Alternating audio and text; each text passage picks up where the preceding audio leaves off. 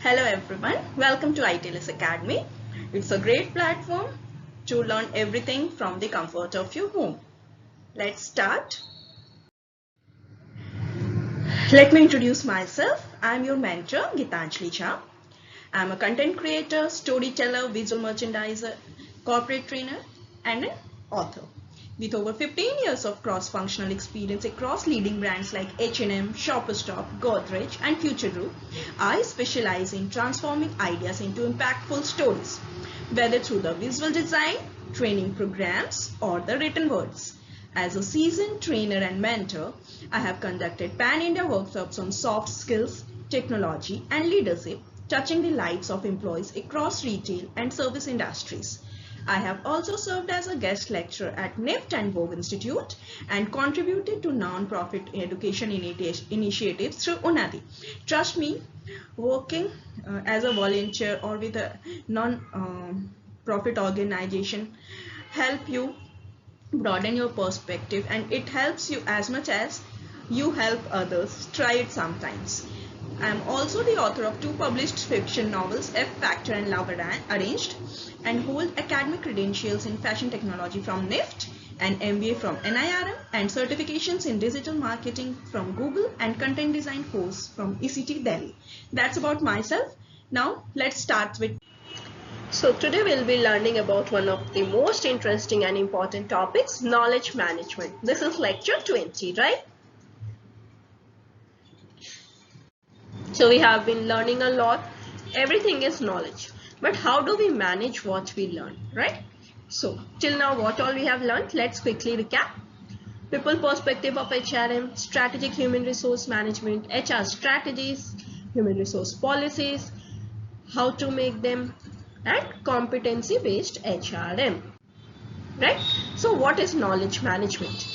Knowledge management is the systematic process of gathering, organizing, and sharing an organization's information and expertise for easy access, right? So every organization has a pool of knowledge, right? How do you manage that? How do you access what you need, right?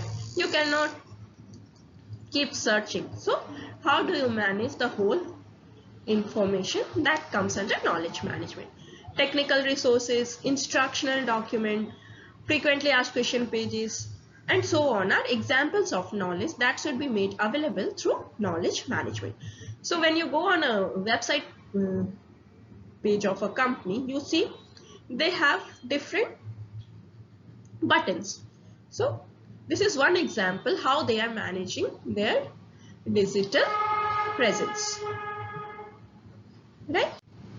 Now let's quickly learn about the process of knowledge management. So first step is capturing knowledge. Whatever information you have to capture them, right? How do you capture them? By documenting them, by clicking the pictures, by creating the videos, by creating the stories from employees, the founders, by creating the success stories from the customers.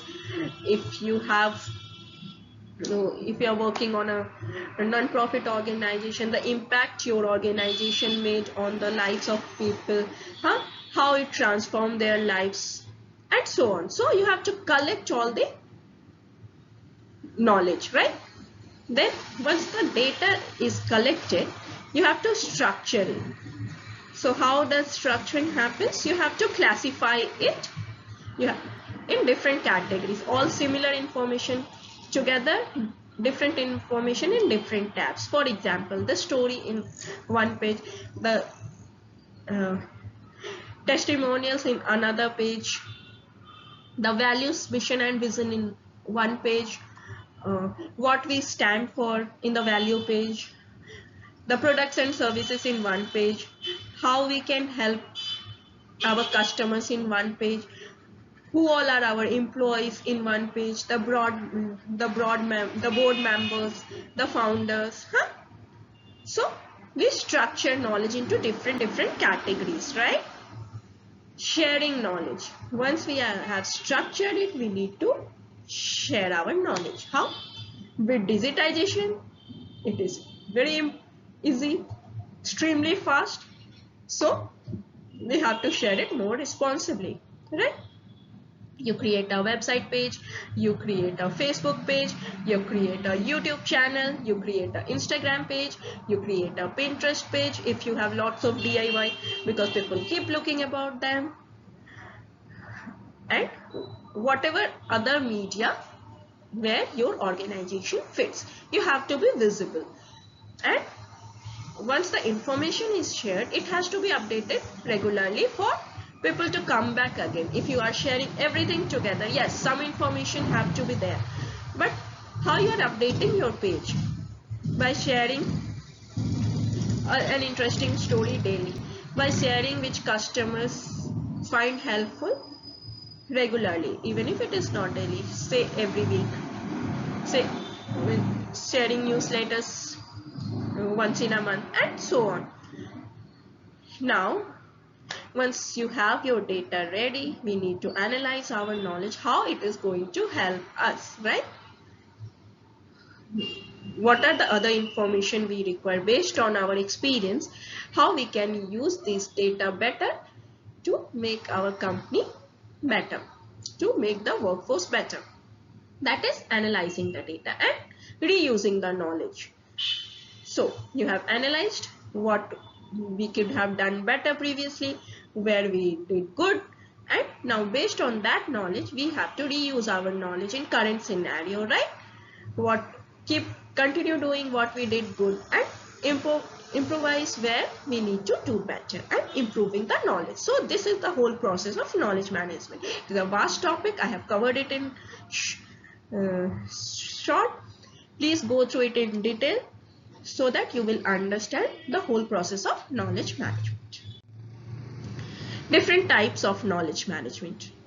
A company's knowledge can take many forms because it's a huge database, and each plays essential roles in shaping an organization's capabilities and informing its strategies. Based on this knowledge, you create your strategies, you create your policies, right? Defining these different knowledge types is a crucial first step towards achieving effective knowledge management, right? So first of all, we need to understand what are the different types of knowledge. First one is tacit knowledge. It is highly personal and difficult to codify. It resides in an individual's mind and is based on their experiences, intuitions, and insights. What I feel is very difficult to analyze from for an outsider, right? Examples include skills, expertise, and the know-how that employees bring to their roles. So they say every experience is a teacher. Whatever you have learned can help you become a better HR, right? You may not use it all the time, but somehow when the situation arrives and similar thing you have faced previously, not as an HR but as a person, will help you make better decisions, right? So these things are difficult to analyze, but it does exist.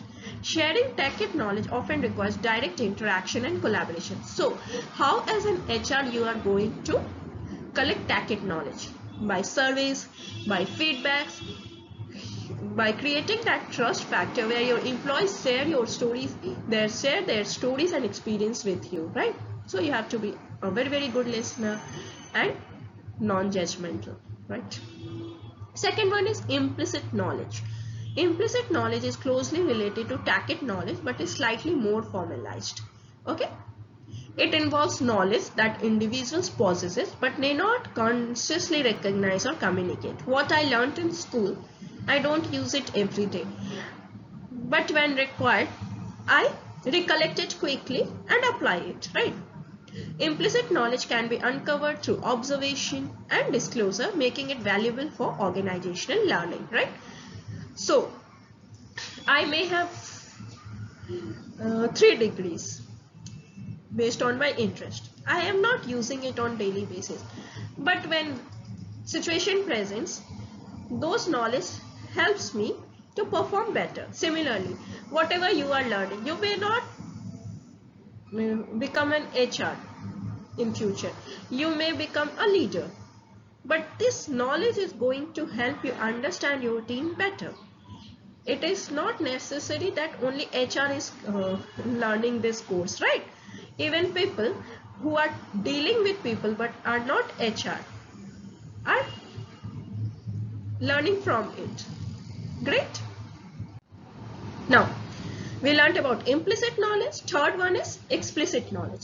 Explicit knowledge is tangible and codified information that can be easily documented, shared, and transferred. For example, documents, manuals, database, written procedures, and so on. For example, companies' values, companies' achievement of targets, policies, strategies. This type of knowledge is accessible to others without the need for personal interpretation. So it is much more tangible and it does not require personal interpretation. You simply have the data ready based on your archives, right? Declarative knowledge. Now, fourth one is declarative knowledge. It consists of facts, concepts, and principles that individuals can confidently state or declare. Okay, I love nature. I can share this knowledge with anybody. Nobody can hurt me by gaining this knowledge. Okay, I am very spiritual. I will not share this with a stranger. I will share this knowledge with someone whom I find spiritually inclined, right? So, declarative knowledge represents what someone knows about the subject matter and can be communicated through language or symbols, right? Okay. So, I know marketing tools because I have learned about it. I have done an MBA. So, I can declare it to anybody, right? People know it. Declarative knowledge is often found in textbooks and reference materials. You are going to do this HR course, right? You are going to earn the diploma. You can talk about it to anybody. You can write it in your resume, right? It is very, very imperative that yes, you have this diploma degree. Now, procedural knowledge, it focuses on how things are done. How you can create the strategy, how you can manage the knowledge. It includes step-by-step instructions. You remember product manuals, they have this step-by-step instructions and processes for performing specific tasks. This knowledge is crucial for standard operations and ensuring consistency in workflows. Now, in factories, we have a checklist that comes under procedural knowledge, where there is in stores, we have a store opening checklist where every step is checked, whether lights are on, they are working, escalators are working, lifts are working, cleanliness has been done, there is no water leakage, and so on. It's a long list. That is procedural knowledge, right? It is same for everybody. It is managed to create that consistency so that no matter who is doing the store opening checklist, the process has to remain the same so that company standards are met. Next is a posteriori knowledge. It's a Latin word which means from what is earlier. It is gained through empirical observation or evidence, right? Based on real world data. My company has achieved a certain target. It is real world data. Now, it cannot be changed because it has already happened. What we can do further, we can improve. But what we have already achieved is a fact. This is closely tied to experience-based learning. And last one is a priori knowledge. It is another Latin word which means from what is later. This knowledge exists independently of experience, instead derived through reasoning, deduction or intuition. Some people are very intuitive. It's God gift. So, they will predict things of future very, very accurately. So, you can take their help as well. Philosophical principles, mathematical axioms and logical truths are examples of a priori knowledge, right? Astronomers use priori knowledge to predict the monthly forecast, weekly forecast, yearly forecast, right? Not all of them become true, but most of them becomes true based on their intuition, based on their learnings and based on their ability to see things how they will shape. Right? Now, what is the goal of knowledge management? Why we are learning it? To facilitate organizational learning and adaptation to optimize decision making and improve customer satisfaction, right? So, help organization make better decisions and improves customer satisfaction, right? Now, what are the benefits of effective knowledge management? Let's learn in detail. It encourages collaboration, so better teamwork, better employee engagement. It allows faster decision making when all the knowledge you require is managed effectively. You have them on your fingertips. You can quickly refer to them instead of wasting time. Avoids duplication of efforts. You don't have to do the same data analysis again and again, because once it is done, you are saving it in a place where you can easily access it in the future. Prepares for crisis. You know how you have handled past situation. Based on that, you are better prepared for future emergencies. And enables digital transformation. Everything is digitally documented, so there is no scope of losing the data by fire. Initially, earlier days when there was no digital information, many libraries, many books were lost to the fires, to the floods. But now, thank God, we have this digital media. We can save our data for our future generation and without the fear of losing them again, right? Now, why knowledge management? How it helps in our organization. Number one is reduce time to find information.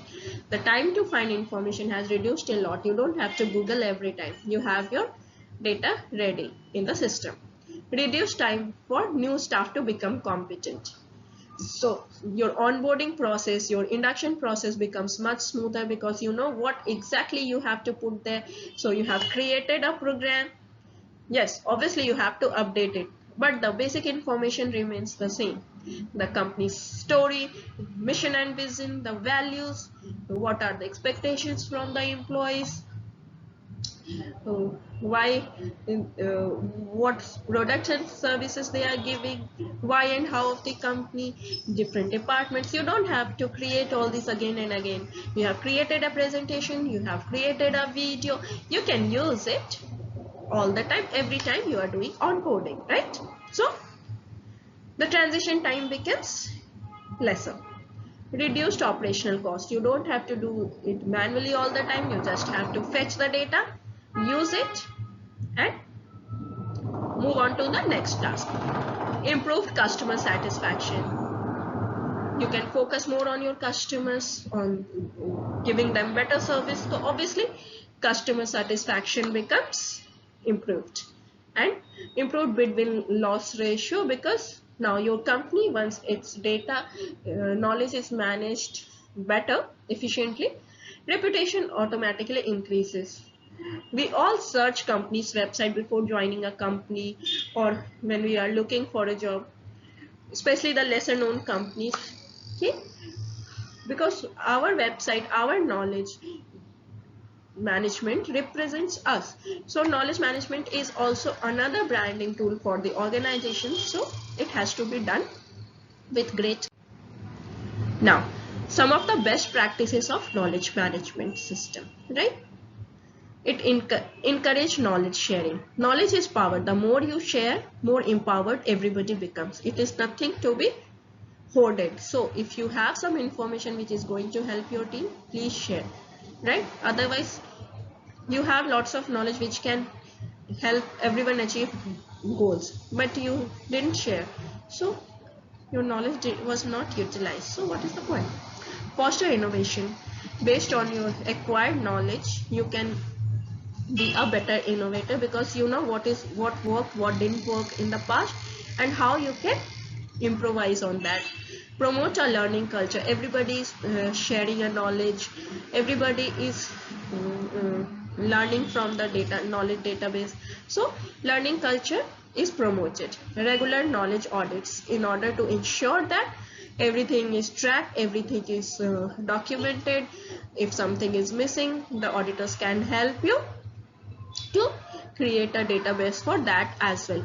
Implement knowledge management tools. Yes, managing a knowledge is a vast task. It cannot be done manually. So take help of all the knowledge management tools, learn about them, and then train your employees.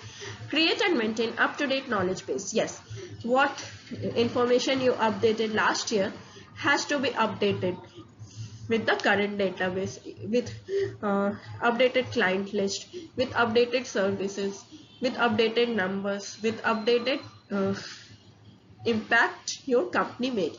Continuously improve knowledge management workflows, right? So improvement, learning, all these are continuous process. So keep learning, keep improving, right? This all will help you manage your knowledge much more better. Provide training and support.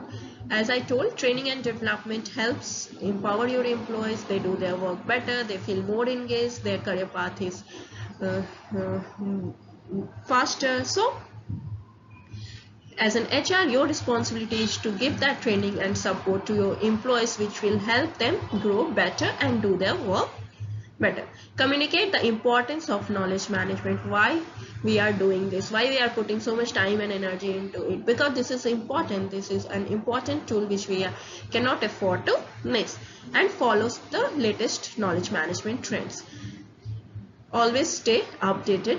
What is the current market trends, how you can apply that to in your organization, in your learning, to stay updated. What we are learning today will be updated tomorrow. So you need to apply this learnings and keep learning.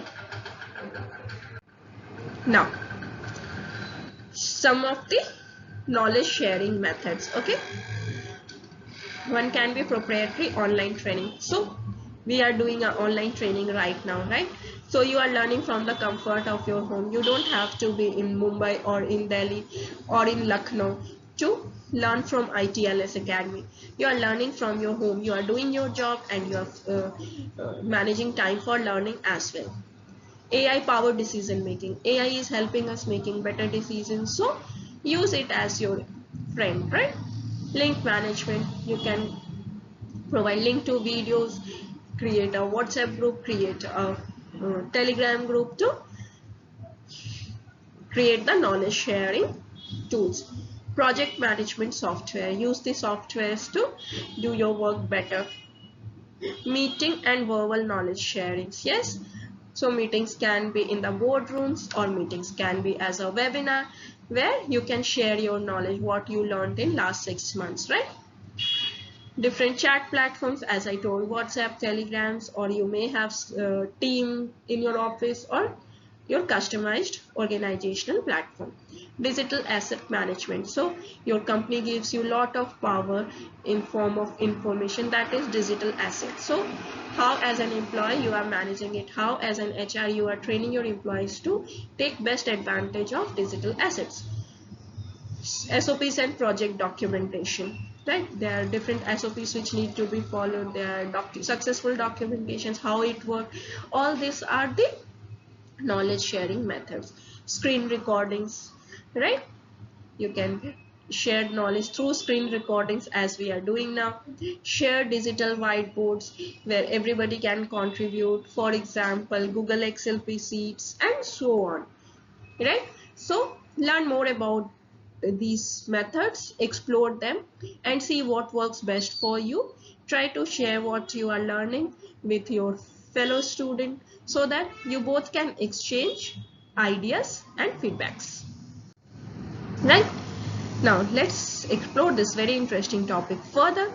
What knowledge management tools and softwares are being used in your company? Learn about them, explore other options and do SWOT analysis for 2 of them. Okay, so your company might be using one knowledge management tool, another company might be using another. So stay in touch with fellow students and share your learning, how knowledge is being shared in your organization. Set a SMART goals to learn a new tool of HRM. So there are so many tools in HRM, you cannot learn everything together, but start with one. Set a SMART goal for it and share your learning in our comment section. Now we'll be learning more about HRM in our next lecture. Follow ITLS Academy on different social platforms and download our app on Google Play. So subscribe to our channel to continue your learning. Thank you for watching this video. Keep learning. Call us at our helpline for any doubts, and you can always comment on our comment section. See you soon. Have a nice day.